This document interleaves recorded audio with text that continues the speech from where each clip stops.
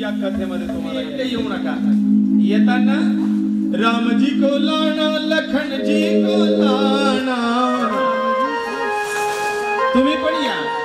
येताना राम रायाला घेऊन या, लक्ष्मण दादांना घेऊन या आणि माता सीतेला सुद्धा सोबत घेऊन या.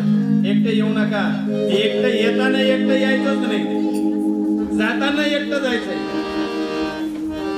कथेला येताना एकटं येऊ नका, कोणाला तरी सोबत नाही. काही तर निदान कोणाला नको बरं, आपल्या धर्मपत्नीला सोबत आणा. आपल्या सोबत कोणाला तरी आणावं. कथेचा लाभ दुसऱ्याला आपल्यामुळे घडावा, हे त्यामागचं महत्व आहे. आणि म्हणून हनुमंतरायांना सांगितलंय रामजी को लाना लखनजी को लाना, सीता माता को लेकर साथ आना जी हरि. आओ आओ जी पवन कुमार हमारे हरि तन में या. आणि इथे तुमचं आसन रिझर्वेशन केलेलं आहे. पण रिझर्वेशन भगवान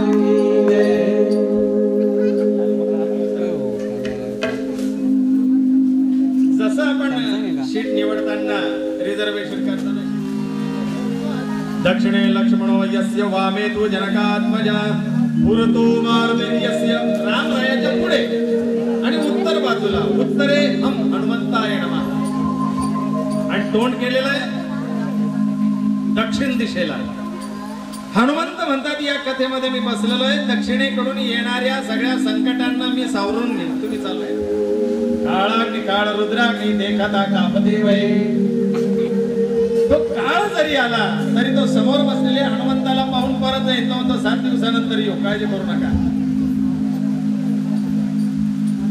आणि म्हणून तुकोबाराय आपल्या या अभंगामध्ये सांगतात, कथेमध्ये या 3 गोष्टींचा संगम आहे: देव, भक्ती आणि नाम. याल तर या कथेमध्ये. परंतु येताना रिकाम येऊ नका, कोणाला तरी सोबत या, सोबत आणा. आणि जाताना रिकाम जाऊ नका, सोबत नाम घेऊन जा. नाम घ्या. तेथीचे उत्तम चरण रजवंदिता. जे कथेमध्ये असतात त्या कथेमध्ये असणाऱ्यांच्या चरणाच्या रजाचं वंदन करावं, म्हणजे त्यांच्या पावलांचं, त्यांच्या पाऊल खुणांचं वंदन करावं, असं तुकोबाराय म्हणतात. तेथीचे उत्तम चरण रजवंदिता. तुम्हाला सांगू, तुकोबाराय म्हणतात म्हणून नाही, परंतु प्रत्यक्ष महादेव सुद्धा सांगतात. तेथीचे कथेची जागा ही परम पवित्र आहे. मी आधीच म्हटलं की भाग्य लागतं त्या जागेला कथा होण्याला. एकदा शिव पार्वती आकाश मार्गाने जात असताना महादेवांनी अचानक ब्रेक मारला आणि म्हणले थांबा. थांबल्यानंतर छायाधिग्राम पाहून उतरले. महादेवाने त्या जागेवरती साष्टांग दंडवत घातला. तिथली माती आपल्या अंगावरती टाकली. गुलाल टाकतो त्या, गुलाल टाकणं म्हणजे तेच आहे. आपल्या अंगावरती ती माती टाकली, वंदन केलं त्या भूमीला आणि पुन्हा आपल्या पार्वती मातेसोबत नंदीवरती स्वार झाले, पुढे निघाले. माता पार्वती विचारते, म्हणले देवा काय कारण होतं तुमचं इथे थांबायचं? इथे काही देऊळ दिसलं नाही, काही मंदिर दिसलं नाही. मंदिर पाहिलं जयबाबाजी चौकात, मग तुम्ही इकडे छायाधिग्रामला उतरून का नमस्कार केला? म्हणले लोटांगण घातलं. महादेव पार्वतीला सांगतात, म्हणले उमे 10 वर्षापूर्वी या जागेवरती रामकथा झाली होती आणि म्हणून ती जागा परम पवित्र आहे. ही जागा पुण्यवान आहे. या जागेवरती रामकथा झाली म्हणून त्या जागेला साष्टांग नमस्कार मी घातला. तिथली माती आपल्या कपाळी लावली. उमेचं समाधान झालं. काही काळ गेला, लोटांगण घातलं, तिथली माती आपल्या कपाळी लावली, थोडीशी अंगावरती घेतली. त्या भूमीला नमस्कार केला आणि पुन्हा पार्वतीच्या सोबत निघतंय. पार्वती म्हणते देवा याही जागेवरती पूर्वी रामकथा झाली होती का? महादेव म्हणतात नाही नाही उमे, या जागेवरती नंतर पुन्हा रामकथा होणार आहे म्हणून या जागेला नमन करतोय, कारण ही जागा भाग्यवान आहे. काही वर्षानंतर इथे रामकथा होणार आहे, त्या जागेचं हे भाग्य लिहिलेलं आहे. आणि अशी पुण्यभूमी जिच्यावरती कथा होणार आहे त्या पुण्यभूमीला वंदन केल्याशिवाय जाऊ नये म्हणून महादेव त्या भूमीला वंदन करतात.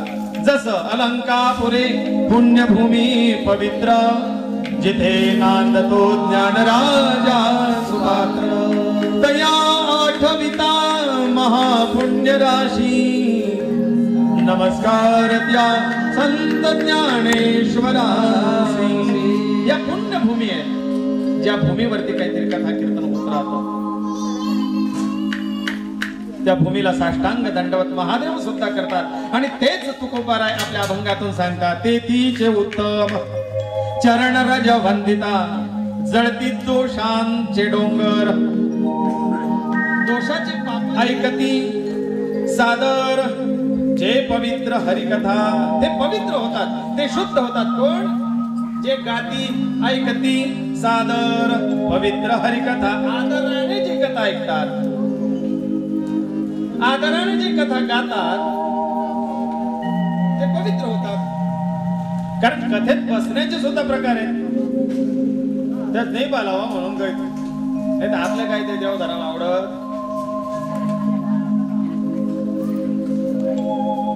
तसं नव्हतं. जे गाती ऐकती सादर आदराने, भक्तीने, भावाने, श्रद्धेने, प्रेमाने जे ते कथा श्रवण करतात, गातात, ऐकतात ते बाकी पुण्य पावन होऊन जातात, ते शुद्ध होतात.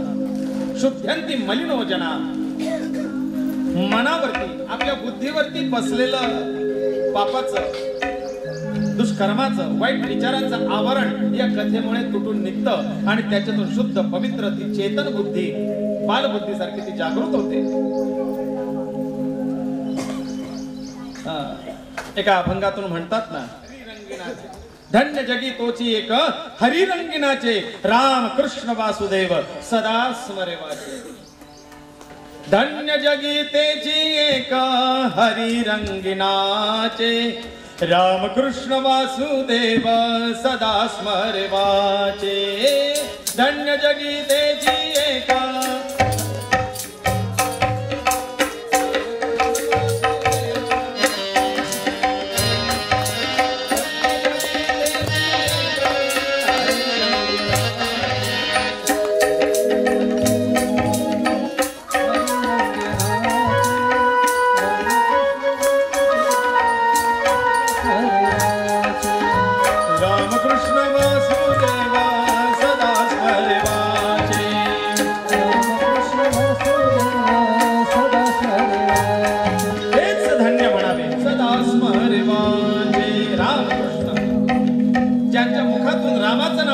धन्य होतात. गाती ऐकती सादर तीर्थे तया ठाया, येते पुनित भावया. कथेच्या मध्ये तीर्थ सुद्धा स्वतः पुनित व्हायला येतात असं ग्रंथ म्हणतात, असं तुकोबाराय म्हणतात. कारण एकदा प्रयाग राजाला विचारलं होतं नारद मुनींनी, म्हणले प्रयाग राजा तुझ्यामध्ये इतके लोक स्नान झालेला तुझं पाप कशा प्रकारे तू निरसन करतो? त्यावेळेला प्रयागराज म्हणतात, म्हणले आम्ही सगळे तीर्थ. कोण तीर्थ? पुष्करद्यानि तीर्थानि गंगाद्या सरितस्तथा. पुष्करद्यानि तीर्थानि गंगाद्या सरितस्तथा आगच्छन्ति पवित्राणि कथाकाले सदा. हे संपूर्ण तीर्थ जे आहे हे स्वतःला पवित्र करून घेण्याकरता कथेमध्ये सहभाग घेतात आणि कथेमध्ये त्या भगवंताच्या गुणगानामध्ये आपल्याला पवित्र करतात. तीर्थे तया ठाया, येती पुनित भावया, पर्वकाळ पायांतळी वसे वैष्णवा. आणि हा वैष्णवांसाठी पर्व काळ आहे. ज्या ज्या ठिकाणी कथा कीर्तन होत असतात तो कथा कीर्तनाचा काळ म्हणजे वैष्णवांसाठी पर्व काळ आहे. आणि हा काळ कसा आहे? आता कोणता काळ चालू आहे? म्हणजे संध्याकाळ.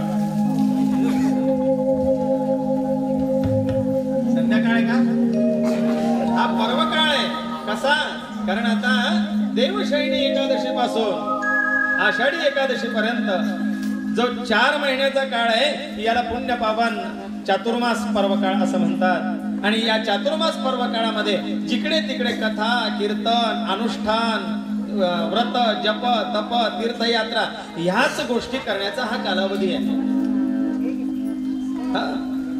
म्हणून हा पर्व काळ आहे. या पर्व काळावरती होऊ घातलेली ही कथा आहे.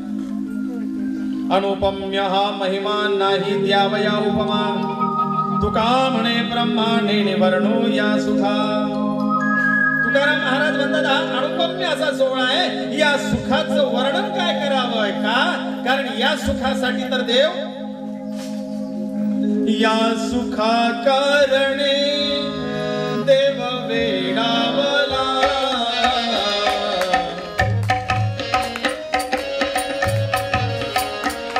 या सुखा कारणे देव वेडावला. वैकुंठ सोडून संत सदनी राहिला. संत सदनी राहिला. या सुखा कारणे देव वेडावला. या सुखा कारणे देव वेडावला. वैकुंठ सोडून संत सदनी राहिला. संत सदनी राहिला. याच सुखासाठी देवाने आपलं वैकुंठ सोडून तो संतांमध्ये राहण्यात या संतांमध्ये राहण्याला येतो आहे. संता सदनी राहिला. आणखी मग भक्ता यत्र गायन्ति तत्र तिष्ठामि नारद. भगवंत नारदाला सांगतात, नारदा मी कुठे? माझा शोध घ्यायचा असेल पत्ता सांगू?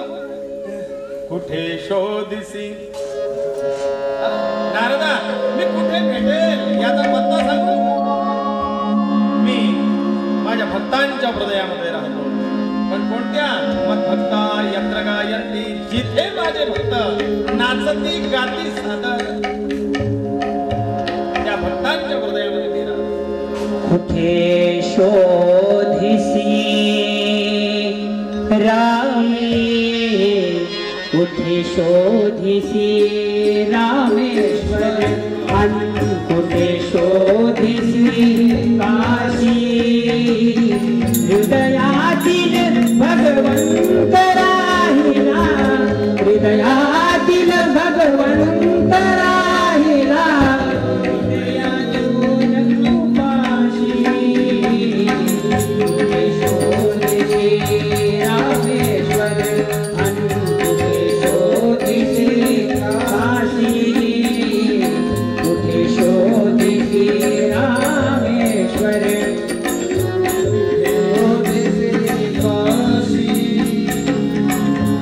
कुठेही जाऊ नको म्हटले. तुला माझा परमनंट पत्ता सांगतो. ज्या ठिकाणी माझे भक्त आहे, ज्या ठिकाणी माझी कथा आहे, ज्या ठिकाणी माझं कीर्तन आहे, ज्या ठिकाणी माझं अधिष्ठान आहे, त्या ठिकाणी मी हजर असतो. आणि म्हणून तुला मी तिथे निश्चित भेटेल.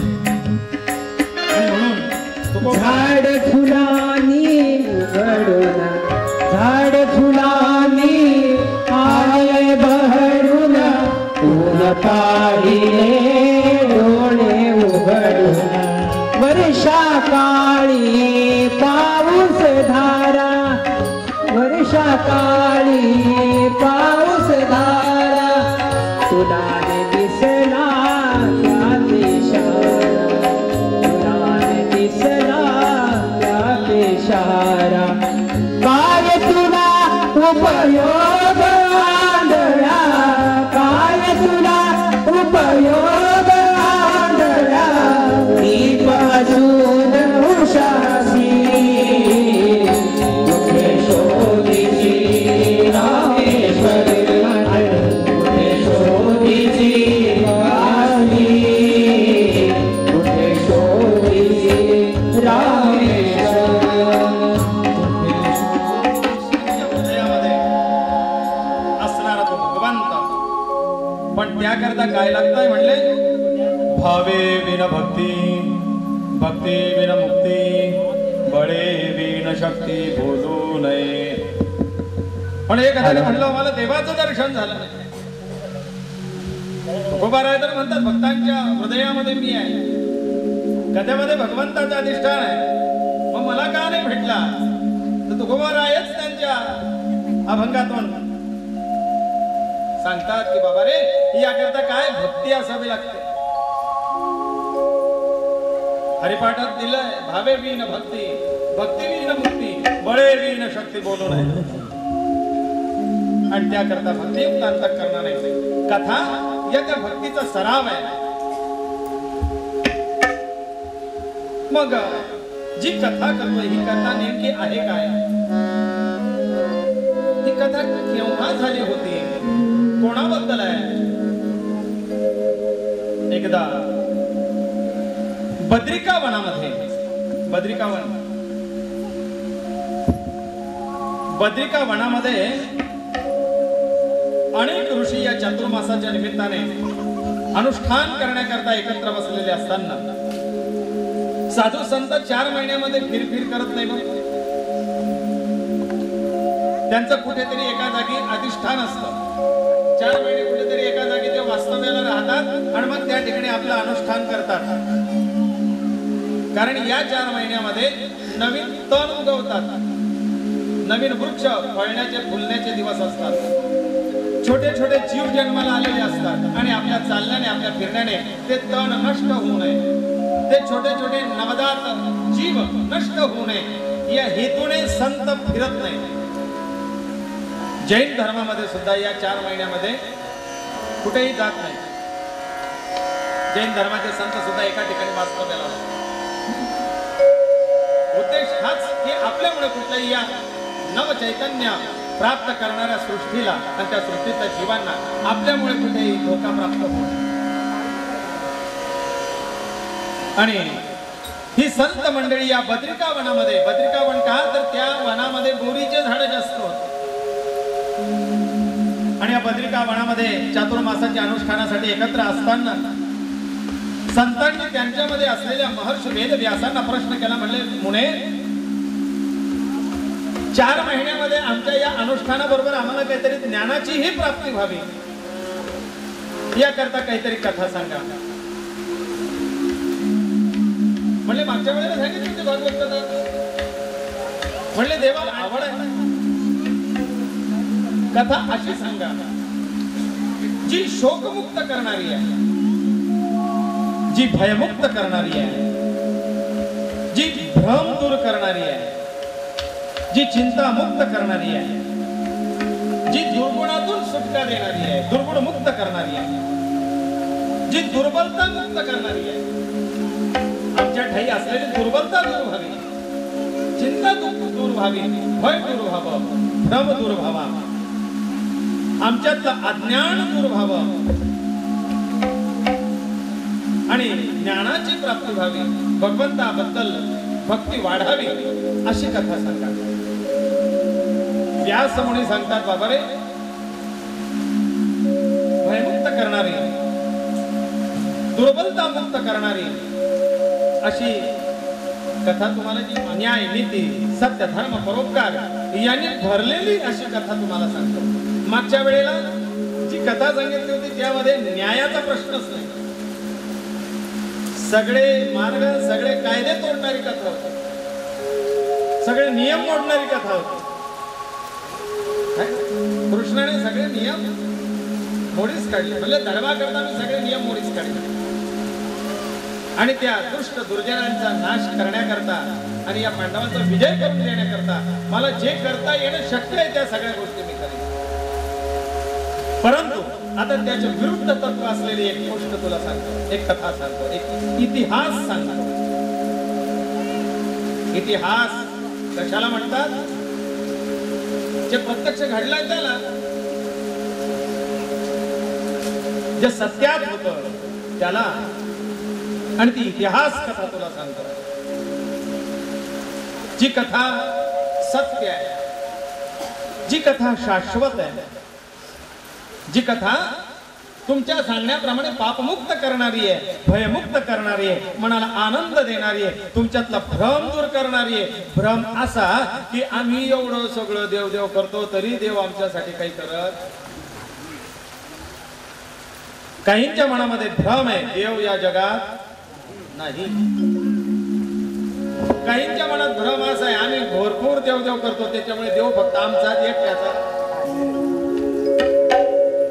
काहींच्या मनामध्ये भ्रम असा आहे की देवाने सगळे सोडले आणि दुःख फक्त माझ्याच वाटेला दिलं. हा सगळा भ्रम दूर करणारी ही कथा आहे. ज्या कथेमध्ये व्यवहार कसा असावा, ज्या कथेमध्ये संस्कार कसा असावा, ज्या कथेमध्ये सदाचार कसा असावा हे शिकवणारी कथा आहे. ज्या कथेमध्ये मर्यादांचं पालन आहे. मागच्या कथेत सगळ्या मर्यादा उल्लंघन केला होता आणि त्या मर्यादा सांभाळताही कशा आल्या पाहिजे ही शिकवणारी ही कथा आहे. कारण ती कथा झाल्यानंतर बऱ्याच जणांना विचारलं का हो मग त्याने 16,108 केल्या, आम्ही 2-3 केल्या तर काही बिघडलं का? मग त्याचा तो भ्रम दूर करणारी ही कथा आहे. सगळ्या मर्यादा पालन कसं करावं, प्रसंगी मर्यादा भंग सुद्धा कराव्यात, पण कुठल्या प्रसंगाला आणि मर्यादा कशा पाळाव्यात ते सांगणारी कथा आहे. ज्ञान, भक्ती, वैराग्य, संस्कार, सदाचार यांची शिकवण देणारी ही कथा आहे. जी शालीनता शिकवते, जी संयम शिकवते. आता ताईपणा करू नको, उतावळेपणा करू नको. अति उतावळेपणामुळे आपलं काय नुकसान होतं हे समजवणारी आणि ही शिकवणारी ही कथा आहे. अति नम्रता पात्र होते भीतीला, अति कोपता कार्य जाते लयाला, अति कार्य ते कोणतेही नसावे, सारे काही प्रमाणात असावे. तो आतताईपणा. अतिरूपेण वै सीता यति गर्वेण रावण. अतिगर्वामुळे रावण नष्ट झाला. या अति सर्वत्र वर्गे ही शिकवणारी ही कथा आहे. सामर्थ्य शिकवणारी कथा आहे. मला एक तरी असा फोटो आणून द्या 7 दिवसात. भले तुम्ही युट्यूबला सर्च करा, तो गुगल बाबावर सर्च करा, आणखीन काही तुमच्या जो साधनं असतील ते सर्च करा.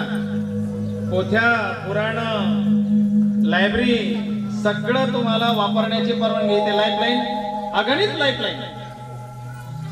मला एखादं चित्र असं आणून द्या ज्याच्यामध्ये रामाच्या हातात धनुष्य नाही. विना सुदर्शन चक्राचा कृष्ण भरपूर सापडेल. दही लोणी खाताना राधेच्या सोबत असलेला ते दांडिया खेळणारा कृष्ण, विना शस्त्राचा कृष्ण सापडेल. पण तुम्हाला याची गरजच नाही, मी रथाचं चाकही उचलतो वेळेवर. पण बिना धनुष्याच्या असा राम. एखादा तरी फोटो शोधा, बाल राम असेल तरी त्याच्या हातात धनुष्य आहे. ती वीरता, ती शूरता, तो पराक्रम ती शिकवणारा ही कथा आहे. आदर कसा करावा वरिष्ठांचा, सन्मान कसा करावा आपल्यापेक्षा वडीलधाऱ्यांचा, आज्ञापालन कसं असावं हे सांगणारी ही कथा आहे. नम्रता कशी असावी, शूरता कशी असावी. शूर आहे म्हणून त्याने उद्दंडपणा करत फिरावं का? मग मी जिमला जातो, मग मी जिमला जातो. नाही, तुझ्यात बळ आहे, त्या बळाचा योग्य त्याच ठिकाणी वापर करता आला पाहिजे. सगळ्या ठिकाणी दंड ठोकून उपयोग नाही. तरुणौ रूप संपन्नौ सुकुमारौ महाबलो. राम कसे होते? राम रक्षामध्ये सांगतात. कोण? बुधकौशिक ऋषी रामाचं वर्णन करताना सांगतात राम कसे? तरुणौ रूप संपन्नौ सुकुमारौ महाबलो. तरुण आहे, रूप संपन्न आहे, सुकुमार आहे म्हणजे कोमल आहे, पण बलशाली सुद्धा आहे, बलवान आहे, हातात शस्त्र घेतलेलं आहे. पण शस्त्र घेतले म्हणून काय ते सगळ्यांवर ते शस्त्र चालवत बसले का? नाही. योग्य त्या ठिकाणी आपल्या शस्त्राचा आपल्या बलाचा उपयोग करणे अनाठाई नाही, ते शिकवणारी, ती मर्यादा शिकवणारी ही कथा आहे. सुख दुःखाच्या प्रसंगामध्ये आपलं आचरण कसं असावं, आपला संयम कसा असावा, ते सांगणारी ही कथा आहे. कारण सुख दुःखाचे प्रसंग प्रत्येकाच्या जीवनात येत असतात आणि तेच सांगण्याकरता रामरायाने हा घेतलेला अवतार की बाबा माझ्याही जीवनात काही दुःखांचा प्रसंग कमी नाही आला, पण त्याच्यातही मी कसा स्थिर राहिलो, स्थितप्रज्ञ राहिलो, ते माझ्या चरित्रातून ऐका. हे सांगणारी ही कथा आहे. आणि ही कथा नव्हे, गोष्ट नव्हे, ही संत कल्पोक कथा नाही, हा इतिहास आहे, सत्य घडलेली कथा आहे. जी कथा पूर्वी महादेवाने माता पार्वतीला सांगितली आहे, ही कथा बरं का. रामकथा महादेव पार्वतीला सांगतात. हीच कथा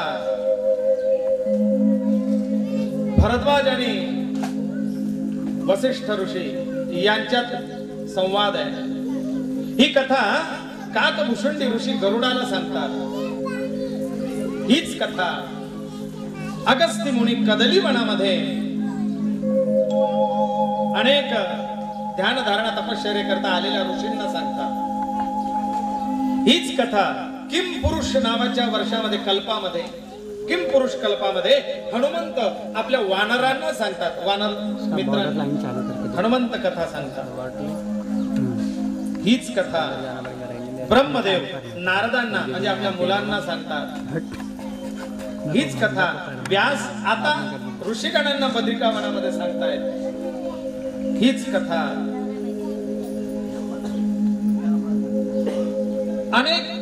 अनेकांनी सांगितलेली आहे. ही कथा किती प्रकारात आहे? इंडोनेशियामध्ये सुद्धा रामायण आहे. गुगलला सर्च केलं तर विदेशात सुद्धा रामकथा आहे. जपानला आहे, दक्षिण कोरियाला आहे. दक्षिण कोरियाचं स्वतंत्र रामायण आहे, इंडोनेशियाचं स्वतंत्र रामायण आहे. तिथल्या रामकथा आहेत, तिथे रामाच्या मूर्ती आहेत, तिथे मंदिर आहे, तिथे उपासना आहे. मग अशी ही कथा संपूर्ण जगभर जी प्रसरलेली आहे, जगभरात जो इतिहास प्रसिद्ध आहे, ती कथा कोणती? रामकथा. म्हणून मी रामायण म्हटलं नाही, कारण रामायण म्हटलं तर कमीत कमी रामायणाचे कमीत कमी 108 प्रकार फिक्स आहेत. 108 रामायण आत्ताच्या तरी लायब्ररीत आहेत, वाचनालयामध्ये 108 प्रकारचे रामायण मिळू शकतात. ज्या पलीकडे रामायण आहेत, ज्यांचा मी या काही दिवसांमध्ये जो अभ्यास करत होतो या रामकथेसाठी, म्हणून मी हिला रामायण नाही म्हटलो, वाल्मिक रामायण नाही म्हटलो, तुलसी रामकथा, तुलसी रामायण नाही म्हटलो, रामचरित कथा नाही म्हटलो. कारण रामचरित म्हटली तर फक्त रामचरित ग्रंथाप्रमाणे तिथे चाललावं लागलं असतं. परंतु जवळजवळ कित्येक ग्रंथ अभ्यासून आजची ही कथा आपली होणार आहे. वेगवेगळ्या प्रकारच्या कथा सगळ्या सम्मिलित करून या ठिकाणी मांडायचा मी प्रयत्न करणार. मग कथा रामायण किती आहेत ते ऐका. 108 रामायणांची नावं सांगतो. सगळ्यात अग्रगण्य 1 नंबर रामायणाचं नाव असेल तर वाल्मिक रामायण. जे आपण टीव्ही वरती रामायण पाहतो ना, ते वाल्मिक रामायण. वाल्मिक ऋषींनी ज्या ग्रंथाची रचना केली ते आद्य कवी वाल्मिक यांच्या सिद्ध हस्तलेखनीतून तयार झालं, ते रामायण वाल्मिक रामायण. दुसरं अध्यात्म रामायण. तिसरं योग वसिष्ठ. वसिष्ठ मुनींनी भारद्वाजांना जे सांगितलं ते योग वसिष्ठ रामायण. हनुमत रामायण, हनुमंताने सांगितलेलं. नारद रामायण, लघु रामायण, बृहद रामायण, अगस्त्य रामायण, सार रामायण, देह रामायण, वृत्त रामायण, ब्रह्म रामायण, भरद्वाज रामायण, शिव रामायण, क्रौंच रामायण. क्रौंच शब्द ऐकून आहे. वाल्मिक रामायणामध्ये क्रौंच नावाच्या पक्षाचा जोडा एका शिकाऱ्याने पारध्याकडून त्या जोड्यातला एक नर पक्षी मारला होता. त्याच्यातला जो मादी पक्षी आहे क्रौंच, ते क्रौंच त्याला सांगितलेलं रामायण. भरत रामायण, भरताने सांगितलेली रामकथा. जैमिनी रामायण, आत्मधर्म रामायण, श्वेतकेतू रामायण, जटायू रामायण. रवी रामायण, पौलत्स्य रामायण, देवी रामायण, गुह्यक रामायण, मंगल रामायण, विश्वामित्र रामायण, श्रुतिक्षण रामायण, सुग्रीव रामायण, विभीषण रामायण, अंगद रामायण, व्यासोक्त रामायण, शुक रामायण, शेष रामायण, आगम रामायण, कूर्म रामायण, स्कंद रामायण, अरुण रामायण, पद्म रामायण, धर्म रामायण, आश्चर्य रामायण, अद्भुत रामायण. अद्भुत रामायण ऐकलेलं आहे बऱ्याच जणांनी. अत्रि रामायण, अंबिका रामायण, अवधूत रामायण, आचार्य रामायण, असनस रामायण, दुर्वास ऋषींचं रामायण, नंदी रामायण, नंदीला सुद्धा रामकथा सांगितलेली आहे. ईश्वर रामायण, कपिल रामायण, कली रामायण, कालिका रामायण, कुमार रामायण, कुमार म्हणजे कार्तिकेयाला महादेवाने सांगितलेलं रामायण, गणेश रामायण, चंपू रामायण, जैन रामायण, जामवंत रामायण, नल रामायण, नील रामायण, नाटक रामायण, नरसिंह रामायण, पद्म रामायण, परशुराम रामायण, बकदालभ्य रामायण, ब्रह्मवैवर्त रामायण, ब्रह्मांड रामायण, भविष्योत्तर रामायण, भागवत रामायण, भार्गव रामायण, भारत रामायण, मैंद रामायण, मरीची रामायण, महेश्वर रामायण, मानव रामायण, मार्कंडेय रामायण, मारुती रामायण, मुदगल रामायण, वरद रामायण, वरुण रामायण, वसिष्ठ रामायण, श्रीरंग, सनत कुमार, वामन, स्कंद, सूर्य, हरिवंशीय, शैव, पंचरात्र, मत्स्य, वराह, महाकाली, अग्निरामायण, शिव भवानी रामायण, आत्मरामायण, संवृत्त रामायण, किशोर, नरकूटक, प्रसन्न राघव, राधेश्याम, भरतवै, अभिनव आणि रामचरित मानस तुलसीदासांनी रचलेलं. इथपर्यंत हे सगळे 108 रामायण. च्या व्यतिरिक्त जर पाहिलेत निरोष्ठ रामायण मोरोपंतांनी रचलेलं. मोरोपंतांच्या आर्या ऐकून आहोत आपण. सिद्ध कवी मोरोपंतांनी निरोष्ठ रामायण नावाचं रामायण लिहिलंय, ज्या रामायणामध्ये औष्ठ शब्द एकही नाही. आता त्याच्याकरता व्याकरणच घुसावं लागेल. दंत, तालुक, ओष्ठ, कंठ अशा शब्दाचे प्रकार आहे. दंत शब्द म्हणजे ज्याला दातावर दात घ्यावे लागतात, त्याच्याशिवाय तो शब्द उच्चारला जाता येत नाही, तो शब्द म्हणजे दंत शब्द. त थ द ध न आपली जीभ दाताला लागते. त आता बिना दाताला जीभ लावायचा त म्हणून दाखवा बरं. नाही ते त थ द ध न प फ ब भ म ओठ प फ ब भ म हे शब्दच ज्याच्यात नाही ते निरोष्ठ रामायण. त थ द ध न च छ ज झ न टाळूला जीभ लागते. हे जे असे शब्दांचे प्रकार व्याकरणात सांगितलेले आहेत, त्याच्यात निरोष्ठ रामायण म्हणजे ओठाला ओठ लागून जे शब्द उच्चारले जातात त्याच्यापैकी प प ब ब म ज्या रामायणात एकही दा येत नाही ते निरोष्ठ रामायण. गीत रामायण ते ऐकून आहात. राम विजय ग्रंथ रामायणावरतीच आहे. तत्वार्थ रामायण, भावार्थ रामायण नाथ महाराजांचा. आनंद रामायण आहे. इंडोनेशियामध्ये सुद्धा एक रामायण आहे. वामन पंडितांनी रचलेलं एक रामायण आहे. मुक्तेश्वरांचं एक रामायण आहे. रघुवंश काव्य म्हणून एक कालिदासांनी रचलेलं रामायण आहे. मंत्र रामायण म्हणून एक रामायण आहे. आणि राम रहस्य नावाचं एक रामायण आहे जे आताच्या कवींनी रचलेलं आहे, तुलसीदासाच्या नंतरच्या. असे 100-125च्या वरती 108 तर मी तेच सांगितलं त्याच्यावरती म्हणजे साधारण 125च्या वरती रामायण आहेत. मग एवढे रामायणांपैकी कोणतं रामायण ऐकायचं म्हणून रामायण हा शब्द न घालता मी रामकथाच म्हणतो, जे सगळ्यातलं सार आपल्याला ऐकता येईल. तर 7 भाग सांगितलेले आहेत. एक बालकांड, अयोध्याकांड, अरण्यकांड, किष्किंधाकांड, सुंदरकांड, लंकाकांड आणि लंकाकांडालाच काही ठिकाणी युद्धकांड म्हटलेलं आहे. युद्धकांड किंवा लंकाकांड त्याला म्हणतात. आणि उत्तरकांड असे 7 कांड या रामायणामध्ये येतात. बालकांडामध्ये भगवंताच्या बाललीला, अयोध्याकांडामध्ये अयोध्येमध्ये घडलेल्या कथा, अरण्यकांडामध्ये वनवास, किष्किंधाकांडामध्ये हनुमंत सुग्रीवाची भेट, सुंदरकांडामध्ये संपूर्ण मारुतीने केलेला पराक्रम, युद्धकांडामध्ये लंकेमध्ये घडलेल्या युद्धाचं वर्णन आणि उत्तरकांड म्हणजे राम पुन्हा अयोध्येमध्ये परत आल्यानंतरची कथा. मग एवढे रामायण असून सुद्धा वाल्मिक रामायणाला विशेष महत्त्व का? रामायण 108 प्रकारची रामायण मी मुख्य सांगितली. या 108 रामायणांपैकी वाल्मिक रामायणाला विशेष प्राधान्य का दिलं जातं?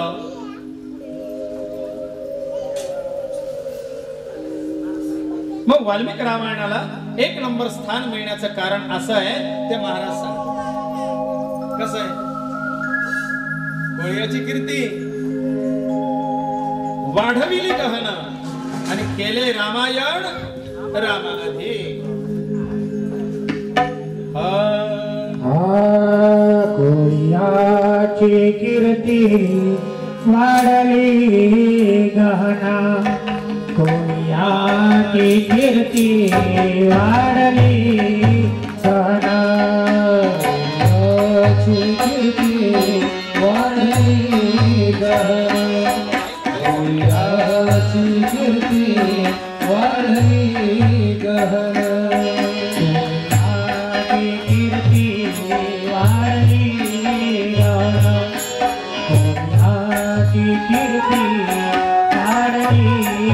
गहना,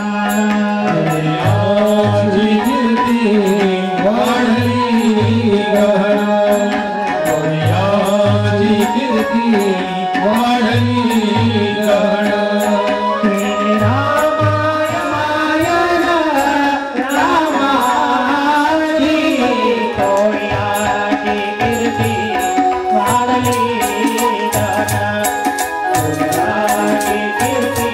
कीर्ती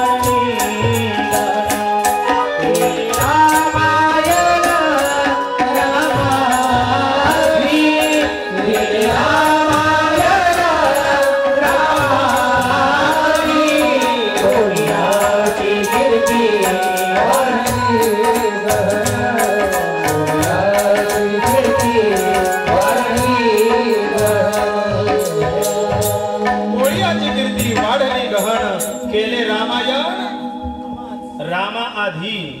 आणि म्हणून वाल्मिक रामायणाला विशेष महत्व आहे. असणाऱ्या व्यक्तीचं जीवन चरित्र लिहिणं सोपं आहे, परंतु वाल्मिक ऋषींनी पुढे घडणारा इतिहास आधीच लिहून ठेवला होता. रामायण घडायच्या आधी जे लिहिलं गेलं ते रामायण म्हणजे वाल्मिक रामायण. बरं, एवढं तेवढं पण नाही. किती आधी लिहिलं? महिने 2 महिने, वर्ष 2 वर्ष. वाल्मिकाने राम कथा रामाच्या जन्माच्या किती वर्षपूर्वी लिहिलेलं आहे? सर 60,000 वर्षाच्या पूर्वी. 60,000 वर्ष आधीच रामायण लिहून तयार होतं आणि नंतर रामायण घडलं. स्पष्ट उल्लेख आहे रामायणात. फार पूर्वी भृगु गोत्र, जे कश्यप, वसिष्ठ, अत्रि, भरद्वाज, जमदग्नी, शांडिल्य आदी जे ऋषींचे गोत्र आहेत, त्यापैकी भृगु नावाच्या ऋषींच्या गोत्रामध्ये सुमती शर्मा नावाचा एक ब्राह्मण आणि त्याची पत्नी भक्तिमती. सुमती शर्मा आणि भक्तिमती या दोघांच्या उदरी एक सुंदर असा पुत्र रत्न जन्माला आलाय.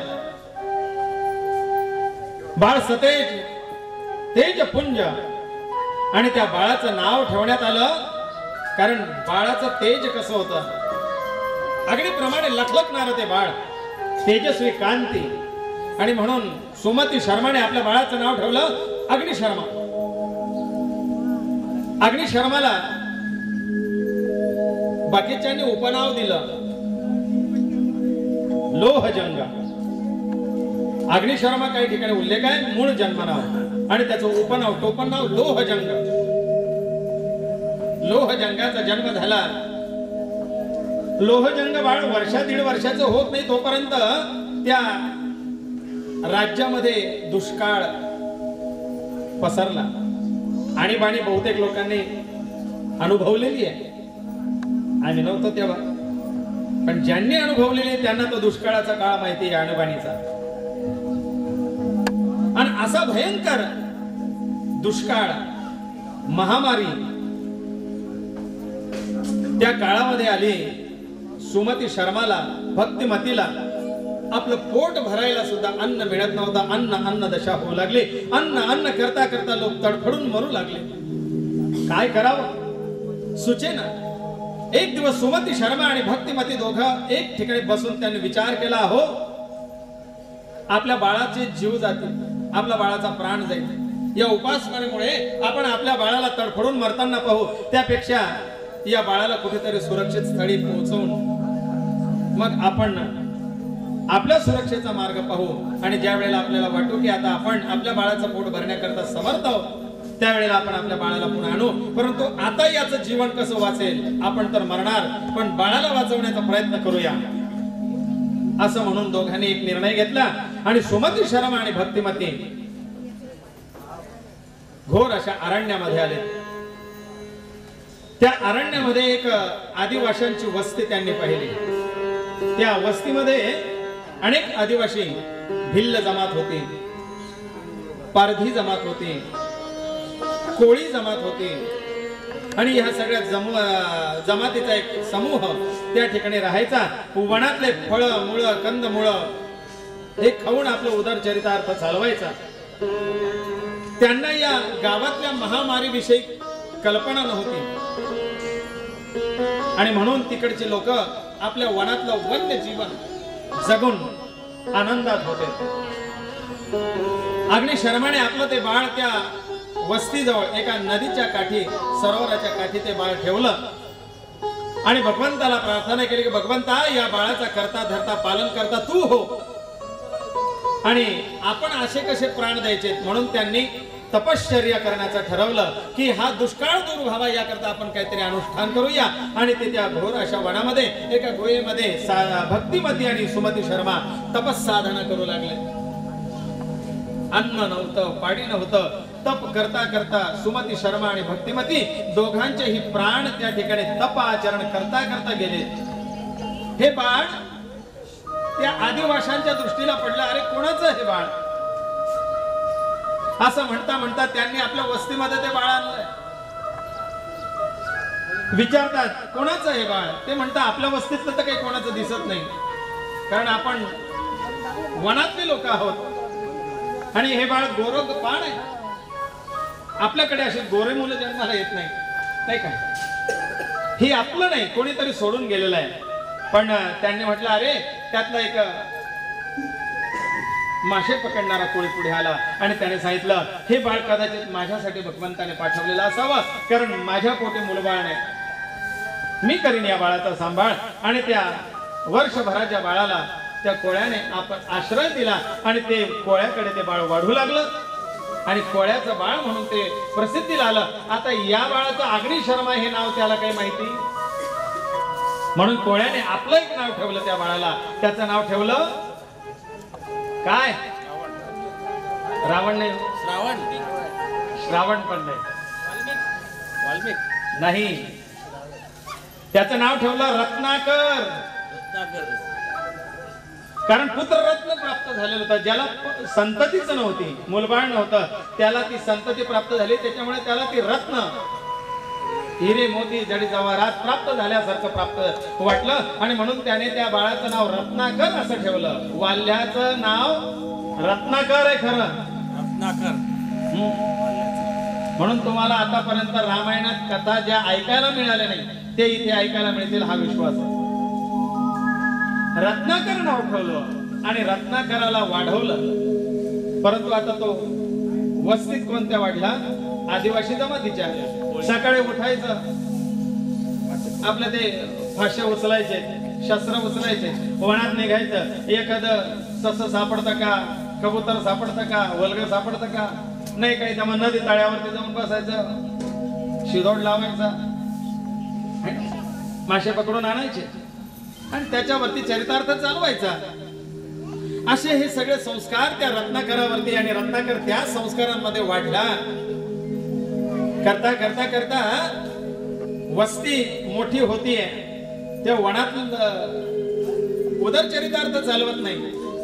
मग काय, मग यांचा एक जोडधंदा म्हणून त्याने सुरू केलं की काय म्हणले, आता सोऱ्या माऱ्या लूट माऱ्या, आपली आपली एक टोळी जमावली आणि टग्या टग्या पोरांना सगळ्यांना एकत्र केलं आणि सांगितलं म्हणले आपण घरफोड्या करायच्या, चोऱ्या करायच्या आणि सुरू केलं त्या दिवसापासून त्या घोर अशा वनामध्ये येणाऱ्या जाणाऱ्या लोकांना अडवायचं, शस्त्राची भीती दाखवायची आणि त्यांच्याकडनं असेल नसेल ते सगळं ऐवज लुटून घ्यायचं आणि मग त्यांना सोडायचं. नाही दिलं तर संपलं. अशा हत्या करायच्या. असं ग्रंथामध्ये उल्लेख आहे की हत्या करता करता करता करता एक मनुष्य मारला की एक खडा रांजणात टाकायचा, एक मनुष्य मारला की एक खडा रांजणात टाकायचा. करता करता 7 रांजण भरले होते म्हणजे. आणि पहिले रांजण काय छोटे मोठे नव्हते, आपल्या मोठे मोठे रांजण होते. असे 7 रांजण त्याने खड्यांनी भरून काढलेत. एवढ्या खून ज्याने केले होते. असा तो रत्नाकर अजून वाढल्या नाही बरं. आता रत्नाकर असा रत्नाकर एक दिवशी पहाटे पहाटे भल्या पहाटे सकाळी आपल्या चोरीमारी लूटमारी करता त्या वनामध्ये आलेला आहे. झाडावरती लपून बसला. कोणीतरी येण्याची वाट पाहतोय. आणि त्या दिवशी सकाळी सकाळी सकाळी सकाळी भगवंताचं नामस्मरण करत रत्नाकराच्या कानावरती देवाचं नाम येऊ लागलं. कसं? नारायण नारायण श्रीमन्नारायण नारायण नारायण नारायण नारायण श्रीमन्नारायण नारायण नारायण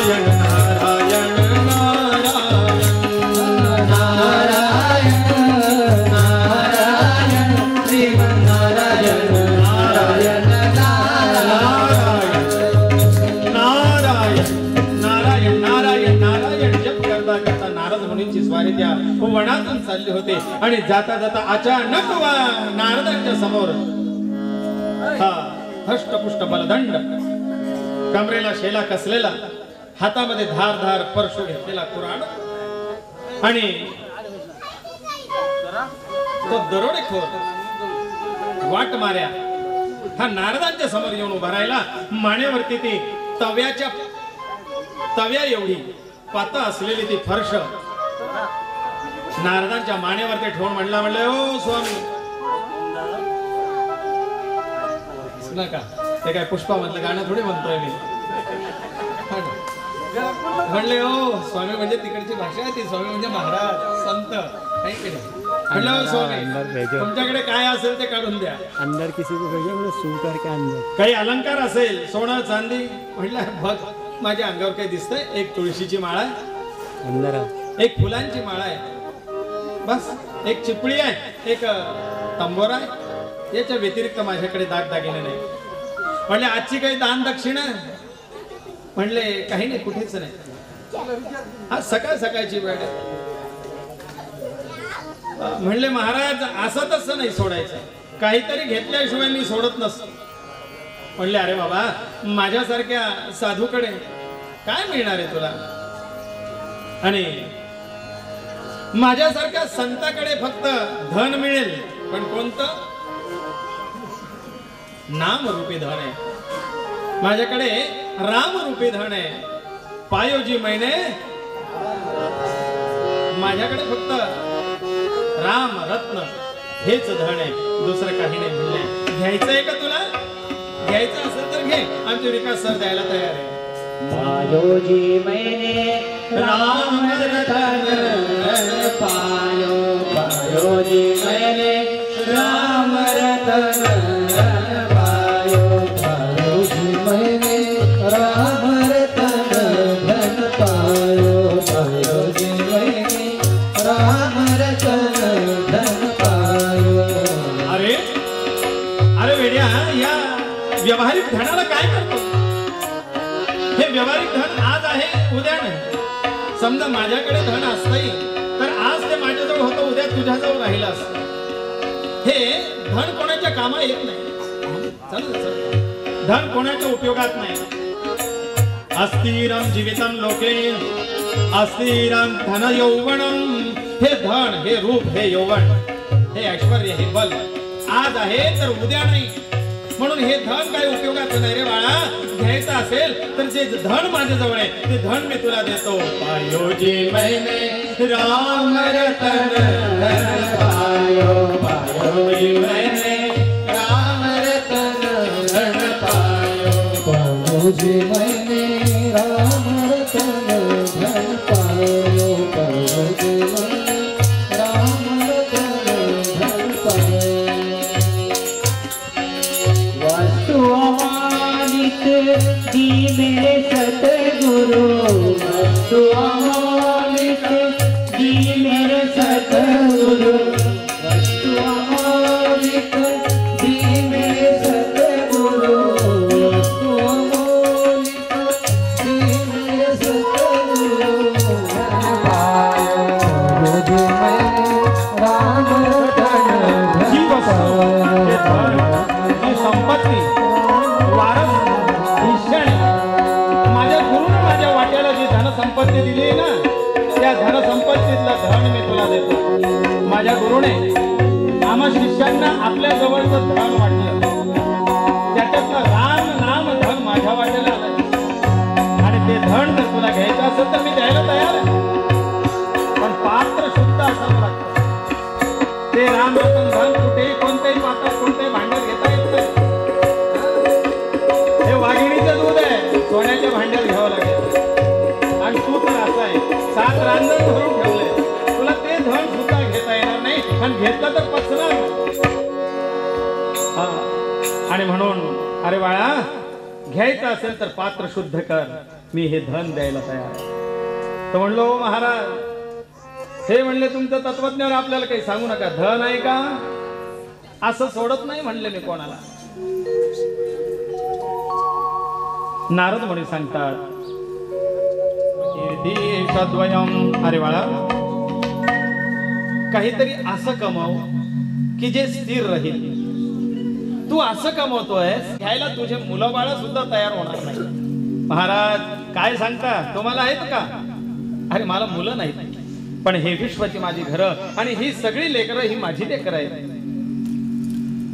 ही सगळी परमेश्वराची लेकरं आहेत. आणि म्हणून त्यांनी तुझ्याकडनं तुझा वारसा घ्यावा असं काहीतरी मुलांकरता ठेव. आपणही आपलं धन घेऊन ते सुखी होतील का?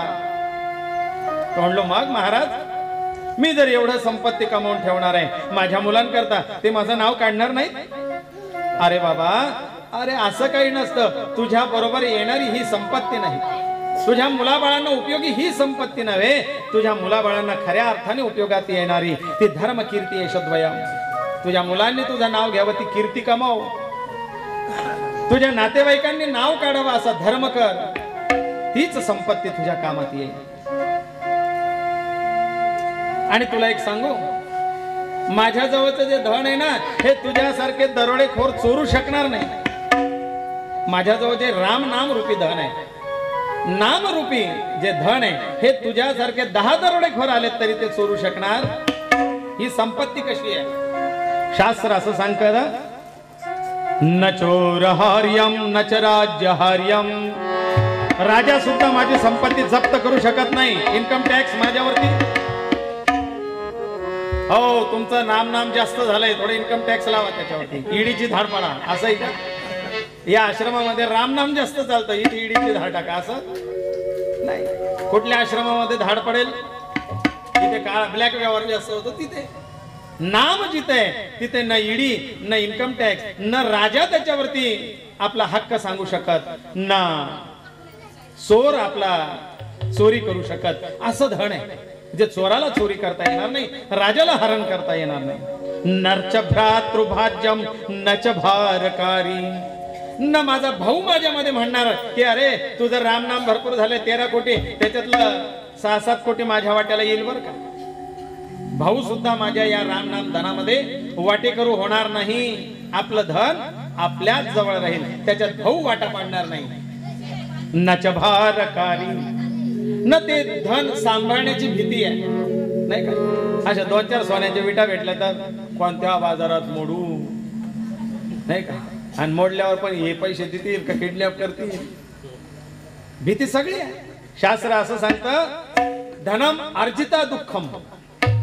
धन कमवण्याला खूप कष्ट लागतं, दुःख होतं कमवता कमवता. धन कमवण्यात दुःख आहे आणि दुःखम अर्जितानांचे रक्षणे. आणि कमवलेलं धन संरक्षण करण्यात सुद्धा दुःख आहे, त्याची सुद्धा चिंता कुठे ठेवा.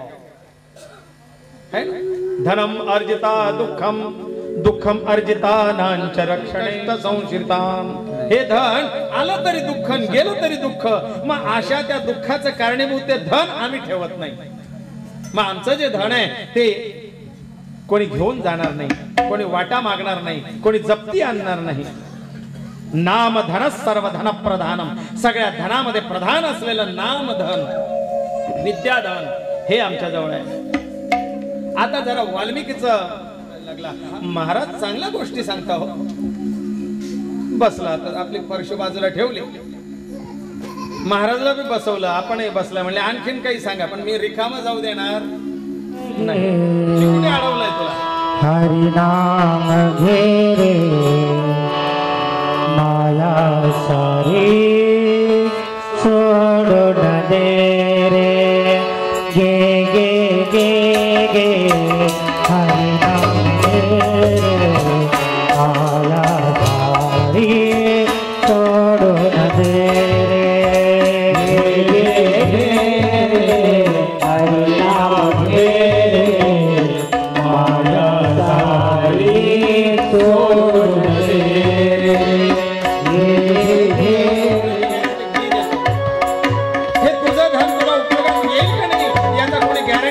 असेल, कोणी साक्षीदार असेल, जामीन असेल तर त्याला उभं कर. जा तुझ्या पत्नीला विचार, जा तुझ्या मुलांना विचार, तुझ्या आईवडिलांना विचार, कोणी जामीन होतंय का?